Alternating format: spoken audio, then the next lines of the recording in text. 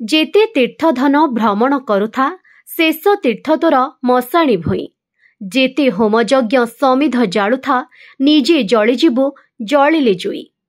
शत्रुर उपदेश ग्रहण कर शत्रु जदि ज्ञानी होइथाए आउ सांगर उपदेश वर्जन कर सांग जदि मूर्ख होइथाए।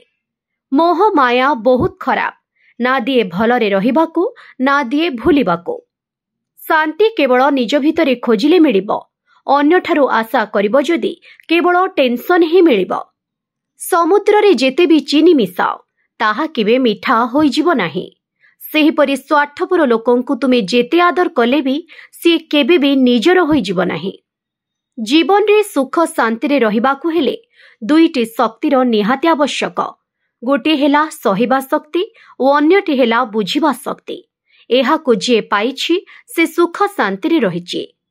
मनीष सर्वदा निजर कर्म अपेक्षा निजर काल्पनिक भावना को अधिक पसंद करिथाए। किंतु काल्पनिक भावना रे विभोर होइजिबा भल नुहे।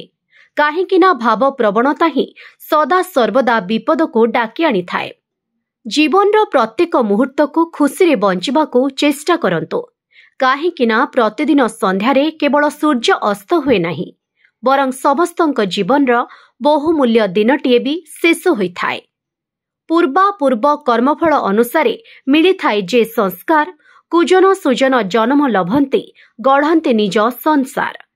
गोटे चरित्रहीन मनीष सबुबेले अन्यर चरित्र को आक्षेप करी कथा कहे।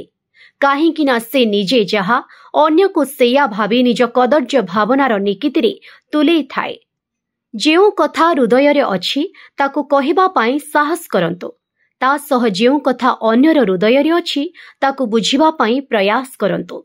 ताहाले जाई सब किछि ठीक होई परिबो। मनुष्यर भाग्य रे जहा थाए ताहा ही घटी थाए। ताकु केही चेंज करी पारिबे नाही। साइंस रो डेभलप घटिले भी मनुष्य जीवन को रक्षा करि पारु नाही।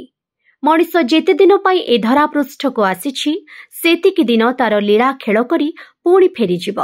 सृष्टिकर्ता हेउछंती डायरेक्टर आमी माने जणे जणे एक्टर।